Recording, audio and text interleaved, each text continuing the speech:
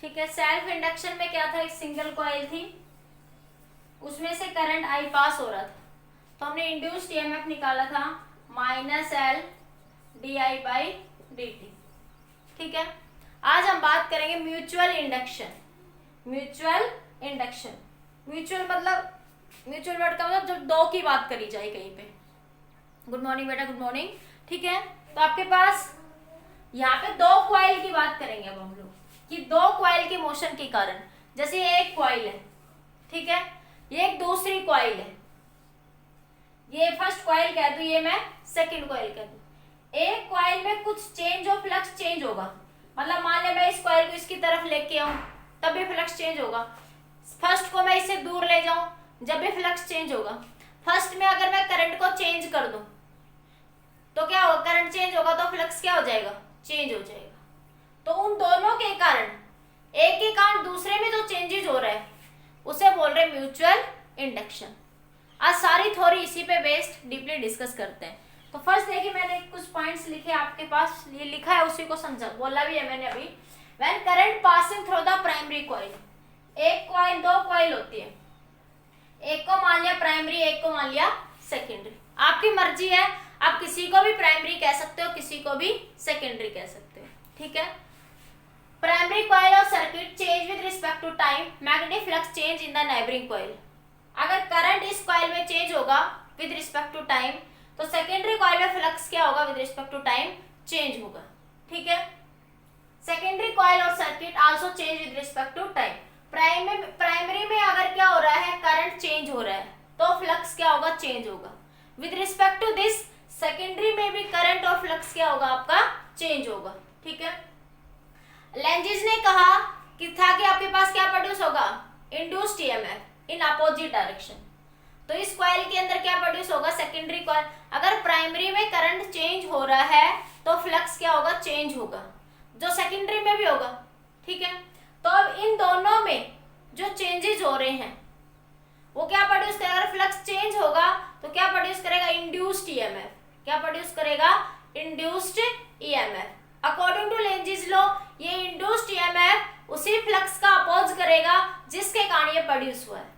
फिर किसके कारण, जिस प्राइमरी के कारण प्रोड्यूस होगा ये सेकेंडरी में induced EMF. Induced EMF secondary में प्राइमरी के कारण प्रोड्यूस होगा, तो ये इसी का क्या करेगा, अपोज करेगा। एक बार ये दो चार लाइनें लिखिए, फिर मैं एक बार इसको थोड़ा समझाती हूँ और अच्छे से कॉइल बना के। नोट करिए एक बार इसको, जल्दी नोट कर लीजिए।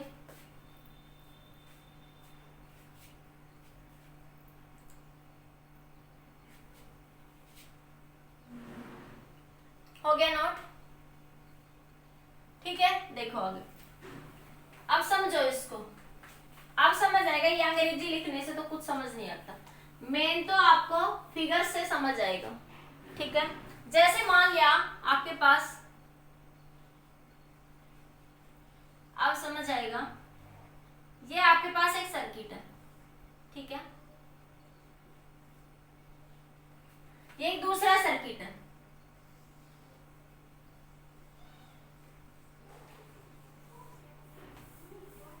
ये एक दूसरी कॉइल ले ली, इसमें हमने गैल्वेनोमीटर लगा दिया, इसमें हमने गैल्वेनोमीटर लगा दिया। ठीक है।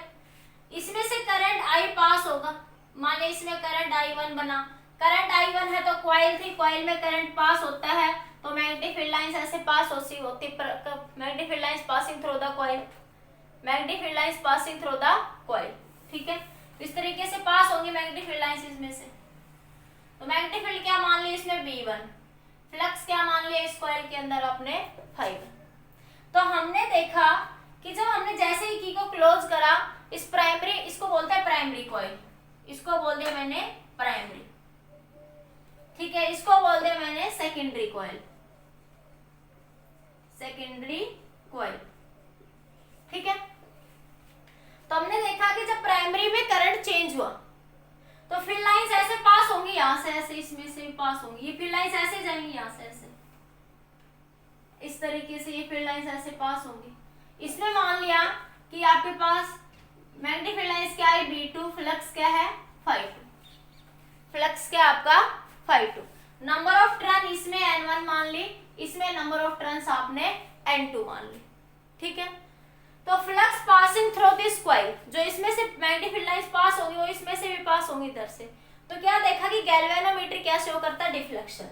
गैल्वेनोमीटर की सुई या तो इधर डिफ्लेक्ट करती है या फिर आपकी इधर डिफ्लेक्ट करती है। मतलब इसमें क्या प्रोड्यूस हुआ, इन मैग्नेटिक फील्ड लाइंस के कारण इस कॉइल में क्या चेंज हुआ, फ्लक्स चेंज हुआ। फ्लक्स चेंज होगा तो क्या प्रोड्यूस होगा, फैराडे के according induced EMF.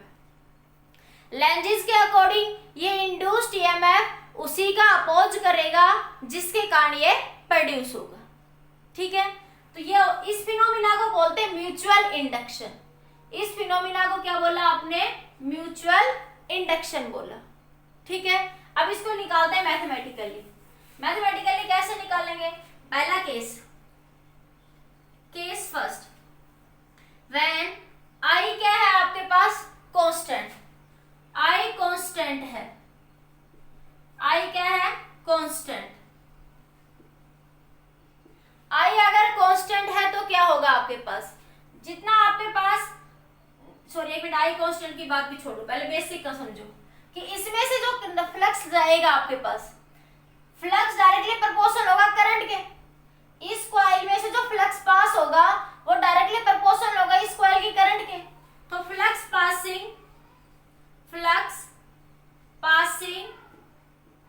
Through the secondary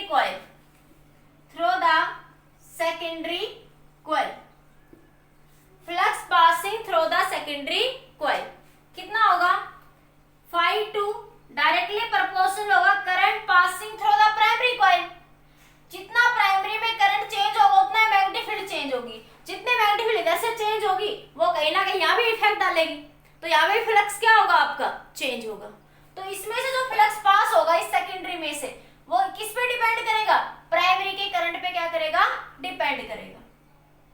ये एक टर्न के लिए है, नंबर ऑफ टर्न की, इसमें नंबर ऑफ टर्न कितनी है, N2। तो क्या लिख दूंगी मैं, N2 phi2 डायरेक्टली प्रोपोर्शनल है किसके, I1 के। जब इस प्रोपोर्शनलिटी साइन को हटाया तो N2 phi2 बराबर MI1। ये M क्या कहलाएगा, mutual coefficient. Same like that, जैसे आपने L की बात करी थी, L क्या था आपका, N phi is equals to Li। पिछले लेक्चर में N phi is equals to एक सिंगल कॉइल के कारण था, कॉइल के कारण सेल्फ इंडक्शन था, ठीक है। तो N phi is equals to Li। तो आपके पास ये L क्या था, सेल्फ कोफिशिएंट। इसी तरह ये क्या है, म्यूचुअल कोफिशिएंट या mutual inductance coefficient, mutual inductance coefficient, ठीक है। एक बार इतना नोट करिए, इसमें कोई डाउट है तो बोलिए एक बार। आई विल रिपीट, मैं रिपीट कर रही हूं एक बार दोबारा से। देखो हम क्या फाइंड कर रहे हैं, mutual induction due to the two coaxial coil. ये दो कॉइल है आपके पास, ठीक है। ये एक कॉइल है और ये आपके पास एक दूसरी कॉइल है, ठीक है। एक में करंट ऐसे जा रहा है तो एक में करंट आपके पास ऐसे आ रहा है, ठीक है। तो इन टू एक्सियल कॉइल्स में करंट क्या करना, आपको मैग्नेटिक फील्ड लाइंस क्या करनी है, म्यूचुअल इंडक्शन निकालना। N2 phi2 बराबर हो जाएगा MI1 के, ठीक है। तो M क्या पता है आपको, N2 phi2 by I1। अब ये phi2 की वैल्यू क्या होगी, B1 into A2। क्यों होगी B1 A2, क्योंकि देखो ये जो phi2 है ये प्राइमरी कॉइल है, एक कॉइल प्राइमरी कही और एक कॉइल आपने सेकेंडरी कही है। तो प्राइमरी के मैग्नेटिक फील्ड के कारण सेकेंडरी में फ्लक्स क्या हो रहा है, प्रोड्यूस हो रहा है, इसलिए यहाँ पे क्या लिखा, B1। प्राइमरी के मैग्नेटिक फील्ड के कारण सेकेंडरी में क्या प्रोड्यूस हो रहा है, फ्लक्स, इसलिए यहाँ पे क्या लिखा, B1। अब यहाँ पे ये सब मान लेना कि मान ले इसमें length L1, number of turns N1, B1, इसी तरह इसमें ये L2, N2, B2, ये phi1, ये phi2, ये आप स्टार्टिंग में लिख लेंगे। Let us consider the two coils which have length L1, L2, number of turns N1, N2, B1, B2, flux phi1 and phi2। Now according to concept, N2 phi2 बराबर ये आ जाएगा आपके पास। अब यहाँ पे इसको पुट कर दो तो M क्या बन जाएगा, B1, यहाँ पुट करो N2, ठीक है, और फाई की वैल्यू क्या बन जाएगी यहां से आपके पास B1 A2 बाई I1, ठीक है। अब magnetic field due to the solenoid, ये सोलेनोइड ही तो है आपके पास एक तरीके से, तो magnetic field due to the solenoid B1 क्या लिखते हो, म्यू नॉट N1 I1, क्या लिखते हो, magnetic field due to the solenoid क्या होगी, म्यू नॉट Ni, तो ये आपके पास प्राइमरी में है तो क्या लिखते हैं, म्यू नॉट N1 I1, तो B1 म्यू नॉट N क्या होती है, N क्या होती है इस फॉर्मूले में, यहाँ पे number of turns per unit length, तो क्या लिखूंगी मैं N1 by L, L1 into I1, ठीक है। अब यहाँ पे इसको पुट कर देंगे तो ये बन जाएगा M is equals to N2 mu naught N1 I1 divide by L1 into I1 into A2, I1 से I1 कैंसिल हो गया, तो M किसके बराबर आया आपके पास यहाँ से, mu naught N1 N2 mu naught N1 N2 A2 by L1। देखो सेल्फ इंडक्शन के कारण क्या आया था, mu naught N square A by L, वहां पे एक ही कॉइल थी तो एरिया A ले लिया था, लेंथ L ले ली थी, या लॉजिकली याद, एक को याद रख लो, mu naught N square A by L है ना, तो N अब दो टर्म है तो N को दो पार्ट में तोड़ दो याद करने के लिए, N के दो टर्म लिख दो N1 और N2। अब कंसेप्ट आता है जब दो कॉइल होती है, ठीक है, क्वेश्चन में आपको देगा तो न्यूमेरिकल में थोड़ा कंफ्यूजन आएगा वहां पे, ठीक है, कि दोनों कॉइल की लेंथ भी देगा, दोनों कॉइल का एरिया भी देगा, तब ये फॉर्मूला थोड़े रट्टे बैठे रहेंगे हम लोग, ठीक है। तो क्या ध्यान रखोगे, लेंथ हमेशा लार्जर कॉइल की लोगे, आपको दो कॉइल लेते कहते दो कॉइल एक छोटी, ऐसा भी हो सकता था ना यहाँ पे, ये जैसे एक कॉइल ये है और एक कॉइल बिल्कुल बस मैं इतनी सी ले लूँ, ये बस इतनी सी, एक कॉइल की लेंथ ये L1 है और दूसरी कॉइल की लेंथ ये L2 है, ऐसे भी ले सकती थी मैं, ठीक है। लेंथ अगर बराबर है तो यहाँ L लिख दोगे सिर्फ ओनली, लेंथ अगर बराबर है तो सिर्फ क्या लिख दोगे, L लिख दोगे। लेकिन अगर दो कॉइल है, दोनों कॉइल का एरिया भी दे रखा है और लेंथ भी अलग अलग दे रखी है, न्यूमेरिकल में दे दिया, एक दो कॉइल है which A1 is smaller other is large and L1 is this, L2 is this, A1 is this, A2 is this, then how to find the mutual inductance.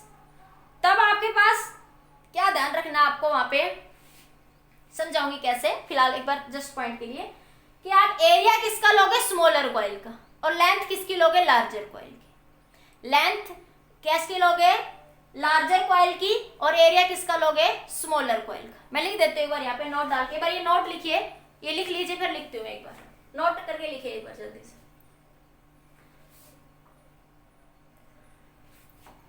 लिखिए नोट करके जल्दी लिखिए।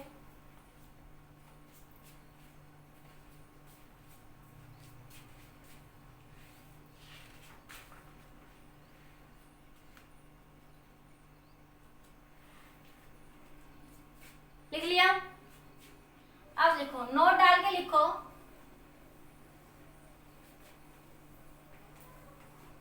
if there are two coil, one is large and other is small,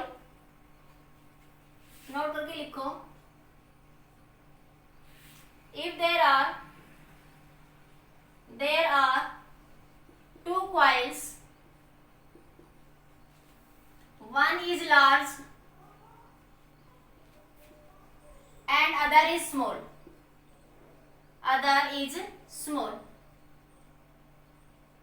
like that,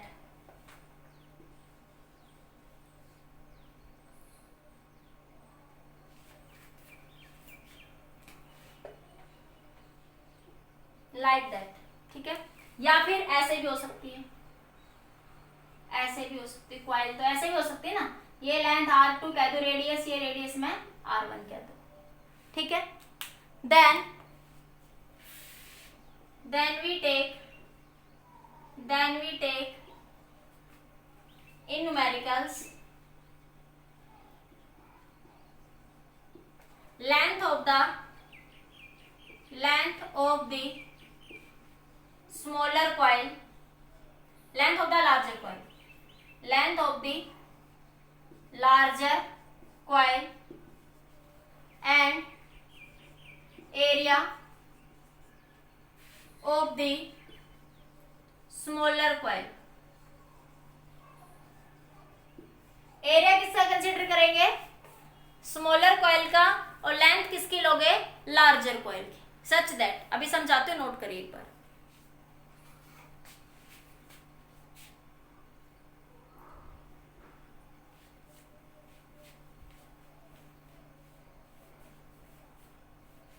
देखो एक बार, जैसे एक बार यानी तुम, जैसे ये है आपके पास, ये ऐसे कॉइल है, ऐसे समझो एक बार, ऐसे समझो, लेंथ को ऐसे समझ पाओगे। ये छोटी है लेंथ, L1 है, और ये लेंथ क्या है, मान लिया L2 है, ये मान लिया L1 है, ठीक है। तो देखो ये जो छोटी कॉइल है, ये स्मॉल कॉइल है, इसमें मैग्नेटिक फील्ड जो पास होंगी, स्मॉल कॉइल में जो मैग्नेटिक फील्ड बनेगी वो सारे में से एज इट इज पास होंगी, क्योंकि ऐसे जाएंगे ना, कॉइल में से मैग्नेटिक फील्ड लाइन ऐसे पास होगी, तो सारे में से फील्ड लाइन सारी कॉइल में से पास होंगी।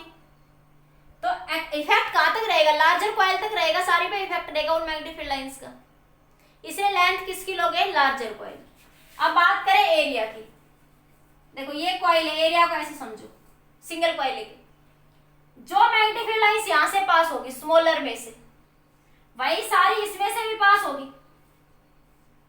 मान ले यहाँ पे मैं कोई क्यू चार्ज रख दूं, या कोई भी सोर्स रख लिया आपने मैग्नेटिक फील्ड का, तो जितना इस छोटी सी कॉइल में से मैग्नेटिक फील्ड निकलेगी, या आप कहते हैं ना 0.4 सोर्स है, इस सोर्स से सारी इलेक्ट्रिक फील्ड लाइंस ऐसे निकल रही है, एक छोटे से सोर्स से। तो ये सोर्स ही क्या बता रहा है? उस फील्ड लाइंस को बता रहा है। जितनी फील्ड लाइंस यहां से जाएगी उतनी ही तो सारे में से पास होगी। जितनी, या मैं उल्टा कह दूं कि जितनी फील्ड लाइंस यहां ऊपर से आई वो सारी स्मॉल में से भी पास हुई एज इट इज, स्मॉलर में से सारी एज इट इज पास होगी यहां से। तो इफेक्ट स्मॉलर में भी उतना ही है, फील्ड लाइंस का इफेक्ट उतना ही है ना। इसलिए क्या करते हैं, लेंथ हमेशा किसकी लेते हैं? लार्जर कॉइल की, और एरिया किसकी मान लेते हैं? स्मॉलर कॉइल, क्योंकि ये देखते हैं कि उन मैग्नेटिक फील्ड लाइंस का इफेक्ट कहां तक है। स्मॉल, क्या इस मैग्नेटिक फील्ड का लेंथ का जो इफेक्ट है L2 तक ही है। मैग्नेटिक फील्ड लाइंस तो सारे में ऐसे फैलेंगी, ऐसे फैलेंगी, तो किस फॉर्मूले में क्या आएगी? यहाँ पे सोल होके भी यही आई है, लार्जर कॉइल की लेंथ आई है। सोल होके भी यहाँ पे लेंथ किसकी आई है? लार्जर कॉइल की, जब आप सोल्व करेंगे। और एरिया की बात करें कॉइल वाइज, तो यहां से समझिए कि जितनी फील्ड लाइंस इस छोटे से कॉइल से निकलेंगी, एक छोटे से सोर्स से निकलेगी, बड़ी में से सारी में से वही जाएंगे एज इट इज। तो इस फील्ड लाइंस का जो इफेक्ट है, जो छोटी में इफेक्ट है, एज इट इज इफेक्ट किसमें है? बड़ी में है। तो एज सोर्स के कारण ऐसे फैल रही है वो, ठीक है। तो आपके पास मैक्सिमम इफेक्ट फील्ड लाइंस का सोर्स छोटे में होगा, वही क्या करेंगे हम लोग? कंसिडर करेंगे। इसलिए एरिया किसका लेते हैं आप लोग? सेकेंडरी कॉइल का, छोटी कॉइल का। एरिया स्मॉल कॉइल का, छोटी कॉइल का लेते हैं, और लेंथ किसकी लेते हैं? लार्जर कॉइल की, इन द न्यूमेरिकल्स, ठीक है। एक बार नोट करिए, आगे डिस्कस करते हैं। डाउट है तो पूछ सकते हैं, जल्दी से नोट करिए। कोई डाउट है तो मैसेज कर दीजिए।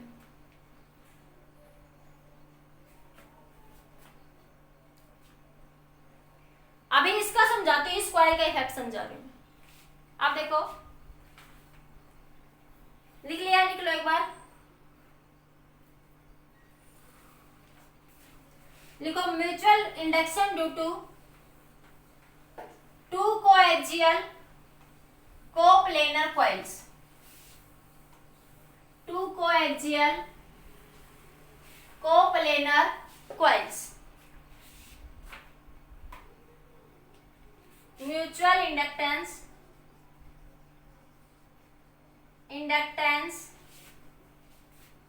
Due to two coaxial coplanar coils.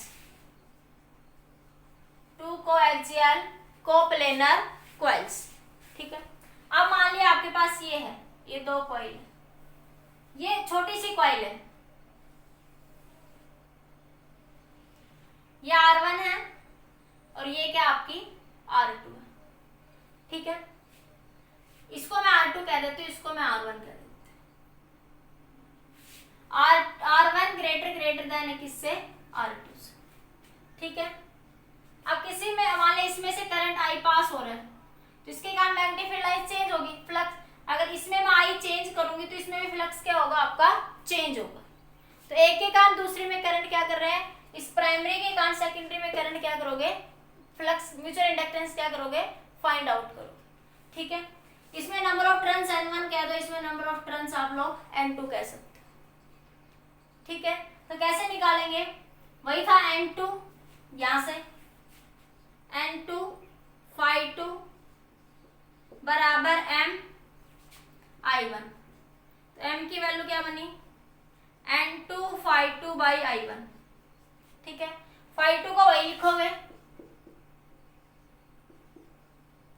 phi2 को लिखोगे B1 into A2, B1 into A2। तो ये बना N2 phi M is equals to N2 B1 A2 by I1। ठीक है, अब इसमें M is equals to B1 को क्या लिख सकते हो? Magnetic field of the circular coil at the centre का फॉर्मूला क्या होता है? Mu naught I by 2R, mu naught and I by 2R1, यही होता है ना, mu naught I by 2R। लेकिन नंबर ऑफ टर्न्स है तो N1 से और क्या कर दोगे? यहाँ पे मल्टीप्लाई कर दो। क्वाइल्स लिखा है मैंने, 2 coaxial coils, number of coils हो सकती है यहाँ पे। तो इसके लिए नंबर, इस क्वाइल में नंबर ऑफ टर्न्स ऐसे N1 N2 कितनी भी हो सकती है, नंबर ऑफ टर्न्स की बात करें तो ये N1 N2 सिर्फ किसको बता रहे हैं? नंबर ऑफ टर्न्स को बता रहे हैं यहाँ पे। ठीक है, तो इसके लिए मैंने क्या लिख दिया? N1। यहाँ पे पुट करिए N2 B1 की value N1 mu naught I1 A2 by 2R1। सिर्फ इस B की वैल्यू चेंज होगी, अलग अलग केस में बाकी कोई चेंज नहीं होगा। सोलेनॉइड में या सोलेनॉइड की मैग्नेटिक फील्ड रख दी थी, और या कॉइल के अंदर कॉइल की कारण, सर्कुलर लूप के कारण मैग्नेटिक फील्ड रख देंगे। तो ये बन जाएगी N2 N1 mu naught I1 A2, ये B की वैल्यू रखी मैंने यहाँ पे, डिवाइड बाई 2R1 इंटू ये यहाँ पे I1 है, I1 से I1 मर गया, तो M कितना आया? Mu naught N1 N2 A2 by 2R1, mu naught N1। यहाँ पे भी देखो एरिया किसका लेंगे? स्मॉलर कॉइल का। देखो ये एरिया A2 का आया ना, देखो सोल्व करके देखो, एरिया किसका आया? A2 का। ठीक है, और लेंथ किसकी आई है? ये R1। R1 किसकी है? ये लार्जर कॉइल की। R1 किसकी कॉइल है? ये लार्जर कॉइल की। ठीक है, तो आपके पास किसका लोगे? एरिया, ये याद रखना न्यूमेरिकल्स में, एरिया स्मॉलर कॉइल का आएगा, लेंथ लार्जर कॉइल की। एक बार नोट करिए, फिर कुछ न्यूमेरिकल्स करवाते हो, इसको नोट कर लीजिए। इसको लिखना चाहो तो और सिंप्लीफाई करके लिख सकते हो आप लोग, mu naught N1 N2, area को क्या लिख सकते हो? कॉइल को पाई R2 का स्क्वायर, तो पाई R2 का square divide by 2R1। This is also the formula. इसको स्मॉल n की फॉर्म में भी लिख सकते हो। स्मॉल n क्या हो जाएगा? स्मॉल n क्या था? Number of turns per unit length. Length क्या लोगे? सरकमफ्रेंस की 2 पाई R1, और N2 को क्या लिख दोगे? 2 पाई R2। तो ये N1 और ये N2, N1 और N2 की वैल्यू यहाँ रख दोगे तो स्मॉल n की फॉर्म में आंसर आ जाएगा। वो जैसी सिचुएशन जरूरत पड़े उसके अकॉर्डिंग सॉल्यूशन कर लेंगे। एक बार नोट करिए, कोई डाउट है तो पूछ लीजिए।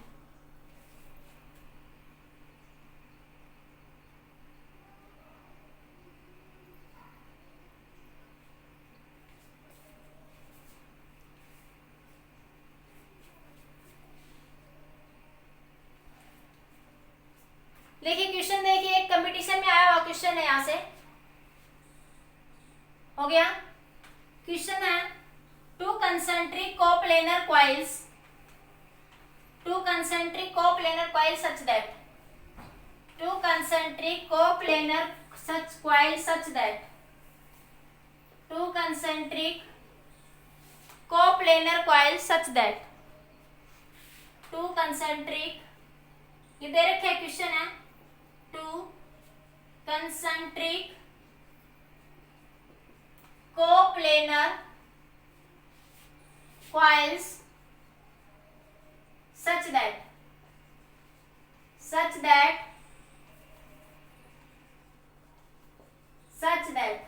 ठीक है, ये दे रखी है। अब आपसे पूछ रहा है mutual inductance directly proportional to option A है R1 का स्क्वायर डिवाइड बाय R2 का स्क्वायर। ऑप्शन नंबर बी है R2 का स्क्वायर डिवाइड बाय R1 का स्क्वायर। ऑप्शन नंबर सी है R2 का square divide bye R1। Option number D है R2 का square R2 divide by R1 का square. बताइए विच one of the option is right. Two concentric coplanar coil है तो mutual inductance पूछ रहा है आपसे कौन सा सही है, जबकि वो कह रहा है क्वेश्चन में कि R1 ग्रेटर देन है R2 से। ये R1 है, ये R2 है, ये N1 N2 का कुछ रोल नहीं पूछा अभी उसने। बताइए ऑप्शन बताइए, option A right, option B right, C right, D right, कौन सा option right? Which one of the option is right? सोचिए, जब तक मैं एक और बना देती हूँ, आप लोग सोचो इस क्वेश्चन को। नेक्स्ट क्वेश्चन है आपके पास।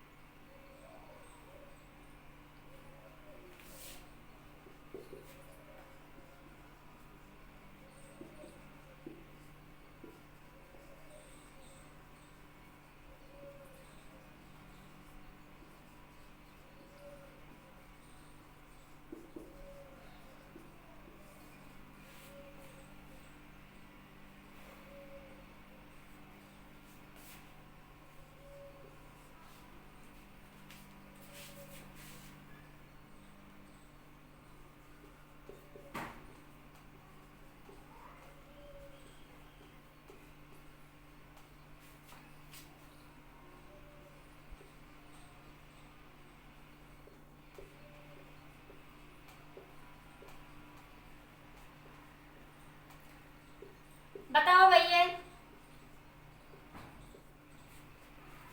अरे बताइए कौन सा ऑप्शन सही होगा? मैसेज करो, जल्दी बोलो। पहले में कौन सा ऑप्शन सही होगा? अरे अभी तो बताया, इतना सोचने वाली कोई बात ही नहीं है। Mutual inductance, option C. शाबाश, बिल्कुल right, very good Bhavna, very good, शाबाश, ताली बजाओ भावना के लिए, वेरी वेरी गुड बेटा, शाबाश। अरे अभी तो बताया। एरिया किसका लोगे? म्यूचुअल इंडक्टेंस क्या आया आपके पास? Mu naught N1 N2, area A और ये लेंथ A2 बाई L1 आपने ऐसे लिखा था, यही तो आया था ना। अब मैंने क्या बताया अभी आपको कंसेप्ट? एरिया किसका लोगे? स्मॉलर कॉइल का, और लेंथ किसकी लोगे? लार्जर कॉइल की। तो ठीक है, तो देखो अब आपके पास यहाँ पे बात करें, ये सर कंसेंट्रिक कॉइल थी, तो कंसेंट्रिक कॉइल के केस में क्या लिखोगे? Mu naught N1 N2, area के लिए पाई R2 का स्क्वायर डिवाइड बाई R1 आ जाएगा नीचे, ये 2R1 था शायद नीचे, उसमें नीचे 2R1 आ जाएगा, क्योंकि मैग्नेटिक फील्ड चेंज हो जाती है, mu naught I by 2R1। ठीक है, तो 2 को भी छोड़ो थोड़ी देर के लिए, लेकिन यहाँ से देखो तो देखो R2 का स्क्वायर डिवाइड बाई क्या आया? R1 ही तो आया। अब देखते हैं इस कंसेप्ट से सीधा कि ऊपर क्या आएगा? एरिया, नीचे लेंथ आएगी। अब देखो एरिया किसका लेना है? स्मॉलर कॉइल का, तो स्मॉलर कौन सी है? जिसकी रेडियस R2 है। लार्जर कौन सी? जिसकी रेडियस R1 है। तो क्या आया? R2 का स्क्वायर डिवाइड बाई R1। सीधा इसी देखो, मैंने अभी जो निकाला उसी से तो लिखा, मैंने अलग से कहां से लिखा? मैंने अभी जो मैंने आपको निकाल के बताया वही तो बता रही हूँ ना मैं। अब सेम यहाँ देखो, ये दो स्क्वायर लूप है, एक स्क्वायर लूप छोटी है, एक स्क्वायर लूप बड़ी है, एक की लेंथ A है, एक की साइड B है, एक की A है। पूछ रहा म्यूचुअल इंडक्टेंस, तो सेम बेसिक कंसेप्ट, लेंथ किसकी लोगे? लार्जर कॉइल की, एरिया किसका लोगे? स्मॉलर कॉइल का, तो एरिया स्मॉलर कॉइल, तो एरिया स्मॉलर कॉइल कौन सी है? बी। स्मॉलर कॉइल कौन सी है? बी। ठीक है, तो बी का स्क्वायर, ऊपर एरिया आता तो एरिया में स्क्वायर आएगा। अरे पाई आर स्क्वायर, नहीं तो स्क्वायर का एरिया क्या होता है? ए इंटू ए, या B B side into side ही तो होता है स्क्वायर का एरिया। तो क्या आ जाएगा यहाँ पे? बी का स्क्वायर। तो क्या है? बी का स्क्वायर। बी का स्क्वायर यहाँ भी है, लेकिन नीचे क्या आता है? सिर्फ लेंथ। नीचे क्या आता है? लेंथ। तो क्या लिखोगे? B square divide by A. B square divide by A. तो option number B is right. इसमें option number B is right. इसमें ऑप्शन नंबर बी क्या हो जाएगा? राइट हो जाएगा आपके पास। अभी बताओ, अब क्लियर है? Now option B is right.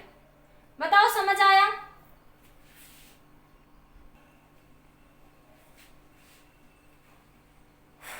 Note करिए जल्दी। एक क्वेश्चन और देखो ऐसा ही।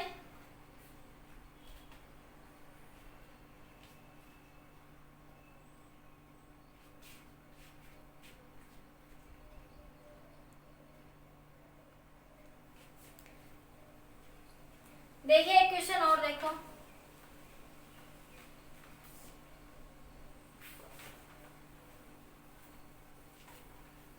मान लिया आपके पास ये दो कॉइल है। अब इसमें बिल्कुल इजी सा कंसेप्ट हो जाएगा सॉल्व। कॉइल ऐसे दे दी, स्क्वायर एंड सर्कुलर को square and circular square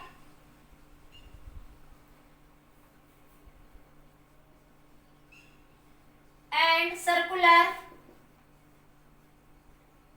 concentric coil such that ये एक स्क्वायर है जिसकी साइड ए है, और ये एक कंसेंट्रिक सर्कुलर कॉइल है इसके अंदर, ठीक है, जिसकी साइड बी है। तो वही बताना म्यूचुअल इंडक्टेंस। अब वो किसी में दे दे तो वही लेना है। लेंथ किसकी लोगे? लार्जर कॉइल की। और एरिया किसका लोगे? स्मॉल। तो ये लार्जर कॉइल है और ये क्या आपकी स्मॉलर कॉइल है। तो म्यूचुअल इंडक्टेंस डायरेक्टली प्रोपोर्शनल होगा बी स्क्वायर बाई ए के। आंसर क्या आएगा इसका? म्यूचुअल इंडक्टेंस डायरेक्टली प्रोपोर्शनल होगा बी स्क्वायर बाई ए के। लेंथ लार्जर कॉइल की, एरिया स्मॉलर कॉइल का। नोट करिए जल्दी से।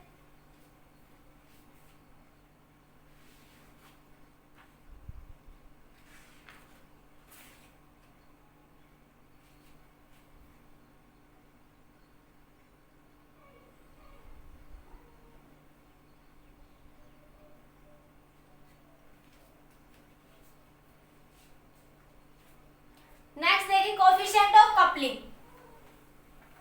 Most important concept, coupling factor. Heading डालिए कपलिंग फैक्टर।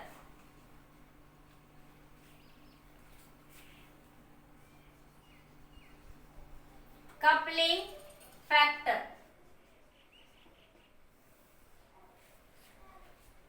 कपलिंग फैक्टर के ये क्या बताता है आपको? इसको कैसे नोट करते हैं?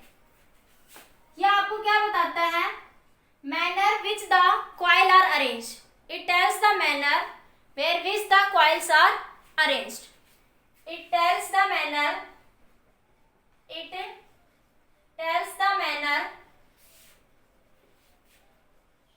where the coils are arranged. How are the coils are arranged?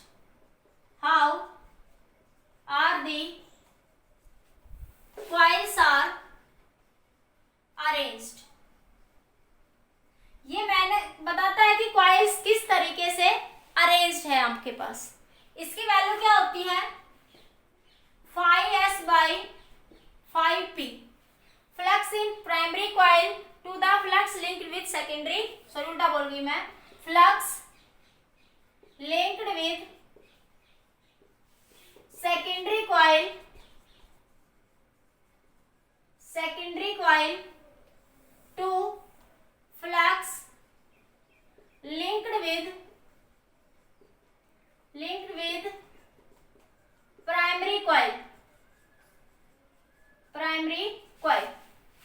Flux linked with coil to flux linked with secondary coil. एक इसका फॉर्मूला होता है एम के इज इक्वल टू, ये हमें डेरिवेशन नहीं करना, डायरेक्ट लिखेंगे, ये आपको डायरेक्ट याद रखना है, हमें करने की जरूरत नहीं। के कपलिंग फैक्टर क्या होता है, ratio of mutual inductance to root of self induction coefficient, ratio of mutual inductance to the ratio of self inductance coefficient, ratio of self inductance coefficient, this is also the coupling factor. ये coupling factor ये बताता है कि coils किस तरीके से arrange है। मान लिया पहला केस अगर कॉइल आपकी दो कॉइल्स है, बिल्कुल एक दूसरे के साथ कोएक्सियली ऐसे कोइंसाइड हो रही है, एक दूसरे के अंदर ऐसे, बिल्कुल पता भी नहीं लग रहा कि एक कॉइल है या दो, तो कपलिंग फैक्टर की वैल्यू 1 हो जाएगी, वहां पे मैक्सिमम होगी। कपलिंग फैक्टर की वैल्यू वहां पे क्या हो जाएगी, मैक्सिमम। जितनी ज्यादा कोएक्सियली कॉइल कंसीडर होंगे, अरेंज होगी, कपलिंग फैक्टर यही बताता है आपके पास, तो यहाँ पे कपलिंग फैक्टर की वैल्यू क्या होगी, मैक्सिमम। अगर मान लो एक कॉइल ऐसे और एक कॉइल ऐसे, तो इनमें क्योंकि कपलिंग फैक्टर क्या बताता है कि प्राइमरी के कारण फ्लक्स में क्या चेंज हो रहा है सेकेंडरी के, उन दोनों के फ्लक्स का रेशो कैसे, अगर ये कॉइल बिल्कुल देखो एक दूसरे से कोइंसाइड हो रही है तो दोनों में फ्लक्स बराबर होगा, the ratio of flux in secondary to the ratio of flux in primary. अरे फील्ड लाइंस जो प्राइमरी से जा रही है वही सेकेंडरी से जाएंगी, बिल्कुल कोएक्सियली कोइंसाइड हो रही है, तो दोनों का रेशियो क्या हो जाएगा 1।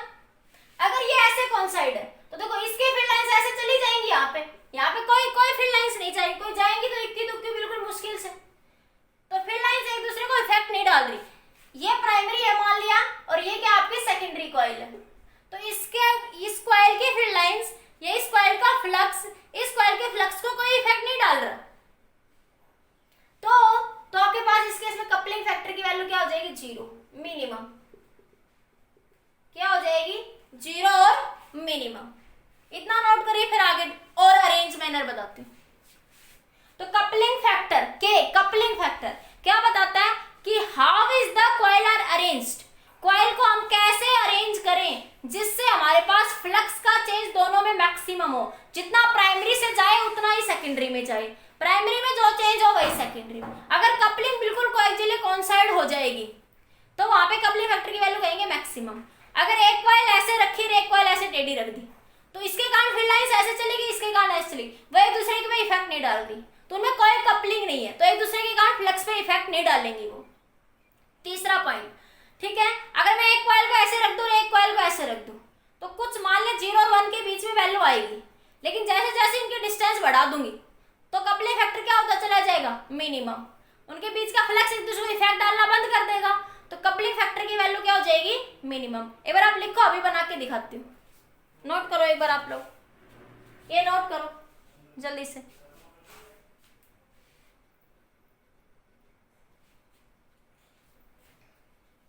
इस केस में आप ये भी लिख सकते हो कि K क्या हो गया 1, तो M बराबर हो गया L1 इंटू L2 का अंडर रूट।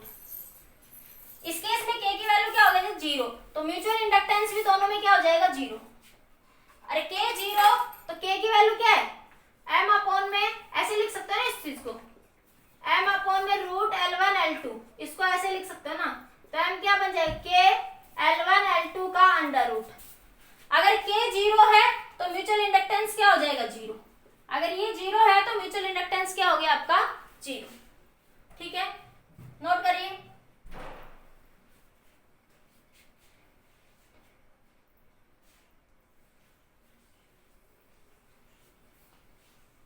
हो गया,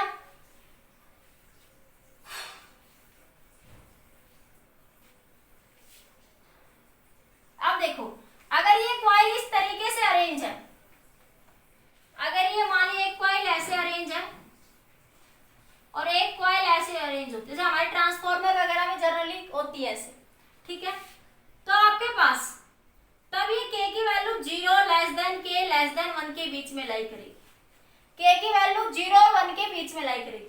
अगर ये dB का डिस्टेंस, अगर d डिस्टेंस इंक्रीज कर दोगे तो म्यूचुअल इंडक्टेंस क्या होता चला जाएगा, डिक्रीज।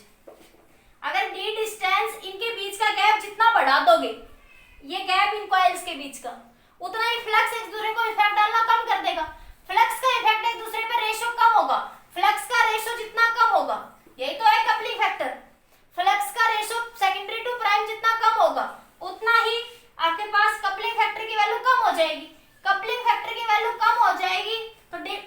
डिस्टेंस बढ़ातों के बीच का, तो म्यूचुअल इंडक्टेंस क्या हो जाएगा, कम, क्योंकि डी डिक्रीज, डी को अगर इंक्रीज करोगे तो के क्या होगा, डिक्रीज, कपलिंग फैक्टर डिक्रीज तो mutual inductance decrease, coupling factor decrease तो म्यूचुअल इंडक्टेंस क्या करेगा, डिक्रीज।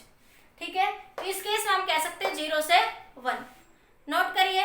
नेक्स्ट लिखते हैं factor affecting the coupling factor, factor affecting the coupling factor, coupling factor किस किस फैक्टर पे डिपेंड करेगा, लिखिए।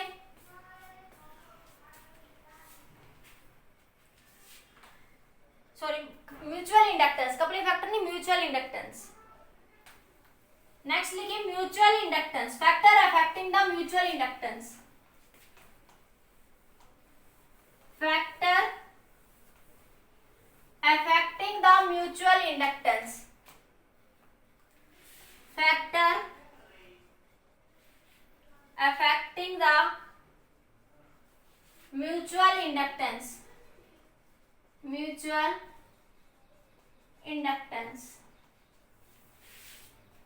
देखो एम म्यूचुअल इंडक्टेंस का फॉर्मूला क्या है आपके पास, mu naught N1 N2 A2 by L1, यही आया ना।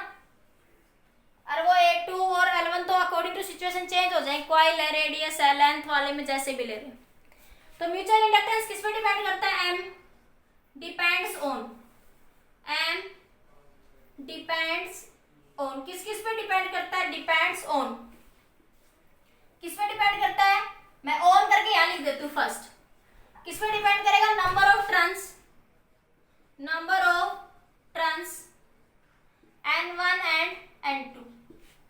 ठीक है, नंबर ऑफ टर्न्स पे डिपेंड करता है। दूसरा area of cross section, area of cross section. ठीक है, तीसरा डिपेंड करेगा म्यू, म्यू किसको बताता है, परमेबिलिटी को बताता है, किस पे डिपेंड करेगा, परमेबिलिटी, किस पे डिपेंड करेगा ये, परमेबिलिटी। तीसरा कपलिंग फैक्टर, कपलिंग मतलब कॉइल को कैसे अरेंज करा गया, कॉइल्स को, अभी जो हमने केस डिस्कस करे ना उसमें कॉइल बिल्कुल ऐसे अरेंज थी, तो कपलिंग फैक्टर क्या था, 1 था, कि कॉइल कैसे अरेंज्ड है, तो ये म्यूचुअल इंडक्टेंस को इफेक्ट डालेंगे। तो आपके पास कपलिंग फैक्टर, कपलिंग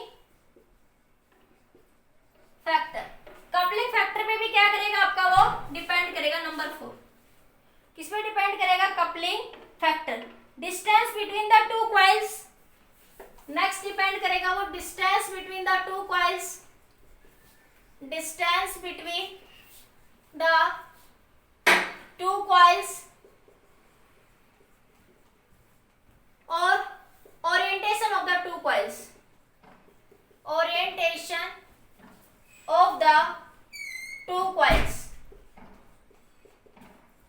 कॉइल्स के ओरिएंटेशन अरेंजमेंट कैसे हो कपलिंग फैक्टर में आगे। वैसे तो इन सब फैक्टर पे क्या करेगा आपके पास, म्यूचुअल इंडक्टेंस डिपेंड करेगा आपके पास, कि कॉइल कैसे अरेंज है, कपलिंग फैक्टर की वैल्यू क्या है, नंबर ऑफ टर्न्स क्या है, एरिया ऑफ क्रॉस सेक्शन क्या है कॉइल्स का, आपके पास परमेबिलिटी, मान ली 2 कॉइल है इस तरीके से, इनके बीच में कौन सा मीडियम है, एयर है या कुछ और भरा हुआ है।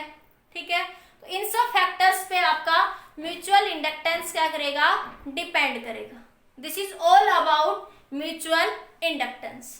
ये सारे कंसेप्ट किसके बारे में है, आपके म्यूचुअल इंडक्टेंस के रिलेटेड। नोट करिए एक बार जल्दी से इतना।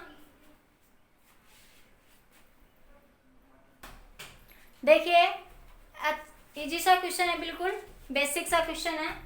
क्वेश्चन कह रहा है ईएमएफ ऑफ 0.5 वोल्ट। तो ईएमएफ कितना दे रखा आपको, इंड्यूस्ड ईएमएफ 0.5 वोल्ट। ठीक है, developed in the secondary coil, in the secondary coil when current in primary coil change from 5 ampere to 3 ampere। DI क्या बताता है, करंट को, चेंज इन करंट क्या लिख सकते हो, 5 एम्पियर से करंट कितना हो गया 2, तो करंट कितना हो गया 3 एम्पियर, 5 माइनस 2, चेंज को कैसे लिखते हो ना, RDX को क्या लिख सकते हो, x2 माइनस x1। ठीक है, तो चेंज को ही बता रहा है आपके पास। इन टाइम 3 मिली सेकेंड, तो dt टाइम कितना है 3 मिली सेकेंड, 300 × 10⁻³ सेकेंड, मिली मतलब calculate the mutual inductance, calculate the mutual inductance. E क्या होता है, minus M D I by D T. ठीक है, तो आपके पास मैग्नीट्यूड की फॉर्म में लिखो तो मैग्नीट्यूड की फॉर्म में लिख लो, ई की वैल्यू क्या बन जाएगी, M into D I by D T. अगर मैग्नीट्यूड की फॉर्म में लिखते हो तो एम कितना बन जाएगा, ई अपॉन में D I by D T. Negative sign सिर्फ अपोजिशन को बताएगा, तो एम कितना आ जाएगा, ई इंड्यूस्ड ईएमएफ ई कितना आपके पास 0.5। D I by D T को पहले ही सॉल्व कर लो चाहे अलग से, D I by D T, D I कितना 3 डिवाइड बाई 300 इंटू 10⁻⁻3। ये 3 से 3 कैंसिल, तो D I by D T कितना हो गया 100 और 10⁻³ तो कितना हो गया 10। ये कितना आ जाएगा 10 आ जाएगा ना। अरे नीचे क्या बचेगा 10⁻⁻1 तो ऊपर जाएगा तो 10 हो जाएगा, तो 10, तो ये बच गया 5 डिवाइडेड बाई 100। ठीक है, तो पॉइंट हटाएंगे तो 0.05 हेनरी। तो ये क्या आ जाएगा आपका म्यूचुअल इंडक्टेंस, क्या आ जाएगा आपका म्यूचुअल इंडक्टेंस। नोट करिए इसको।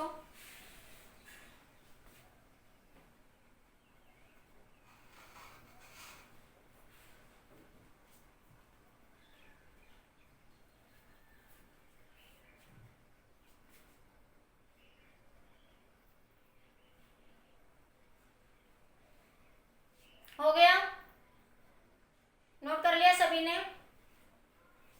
नेक्स्ट क्वेश्चन देखिए, देखिए क्वेश्चन क्या कह रहा है, over A solenoid of 50 centimetre length, एक सोलेनॉइड है जिसकी लेंथ कितनी दे रहा है वो 50 सेंटीमीटर।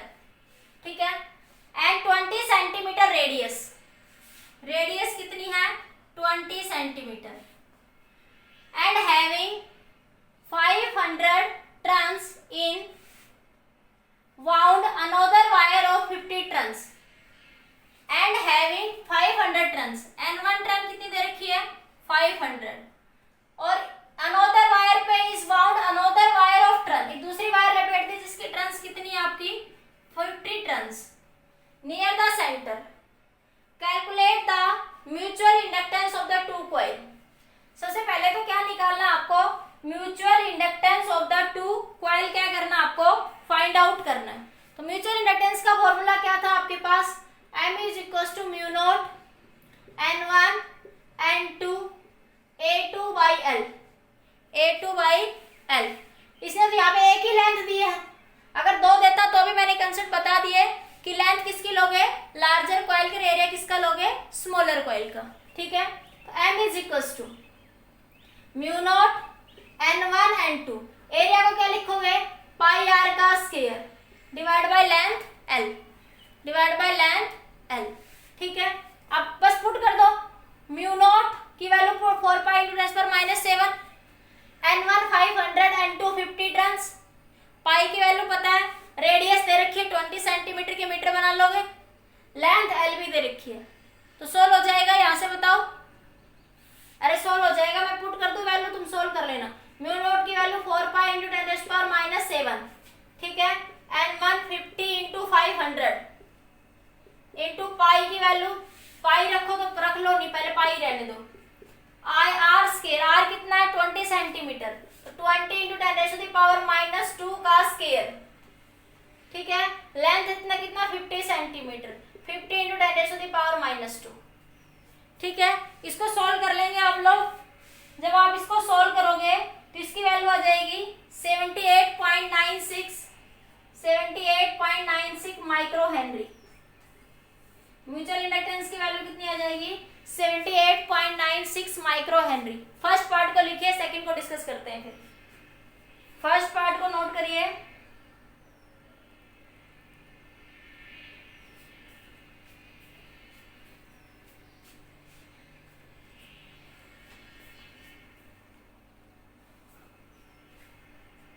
कर लिया नोट, नोट कर लिया। सेकंड पार्ट में देखो, हो गया। सेकंड पार्ट में देखिए,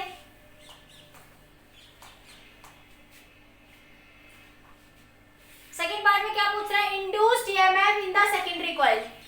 इंड्यूस्ड ईएमएफ का फॉर्मूला -M/dI/dt। ठीक है, तो म्यूचुअल इंडक्टेंस अभी आप लोगों ने निकाला 78.96 माइक्रो हेनरी। म्यूचुअल इंडक्टेंस अभी निकाला है। DI/dt, DI कितना, करंट कहां से कहां चेंज हो रहा है, 0 to 5, तो dx को जैसे लिखते हो ऐसे DI को, x2 - x1, इसी तरह ये इसको I2 - I1, 5 माइनस इनिशियल, तो फाइनल क्या हो रहा है 5, 5 to 0, तो 5 - 0। पिछले क्वेश्चन में भी सेम ऐसे ही करा था, फाइनल माइनस इनिशियल, तो कितना बन जाएगा ये 5। अब dt टाइम दे दिया 0.02 सेकेंड, तो dt टाइम कितना दे रखा है 0.02 सेकेंड। इसको सॉल्व कर लो पहले यहीं पे, DI/dt 5/2/100 हो जाएगा ऊपर। अरे भाई मैं एक स्टेप शॉर्ट में कर गई, 5/0.02, तो इसको क्या लिख सकते हो, 2 पॉइंट हटाओगे तो ऊपर 100 चला जाएगा, तो ये 50, कितना आ जाएगा 250, कितना आ जाएगा 250। ठीक है, अब क्या बची आपके पास, यहाँ से ये निकालना, तो पुट कर दो, ई की वैल्यू क्या बन जाएगी, मोड की फॉर्म में लिखोगे माइनस नहीं आएगा, अदरवाइज ये माइनस आ जाएगा। ऑप्शन में देख लेना, m is equal to, option में माइनस है तो आप माइनस लेके ही साइन करेंगे। ठीक है, -DI/dt, m कितना आया था, ये रहा 78.96 और DI/dt कितना 250।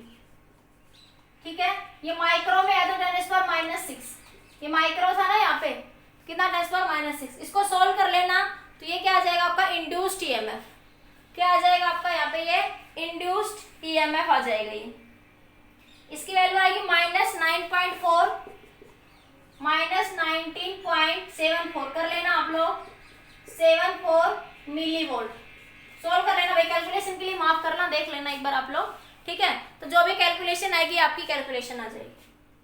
ठीक है, तो इस तरीके से आपको ये क्वेश्चंस क्या करने थे, सोल्व करने थे। नोट करिए एक बार जल्दी से।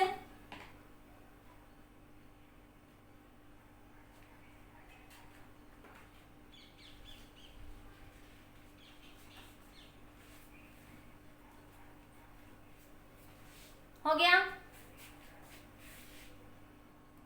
ठीक है बच्चों, ये समझ आ गया।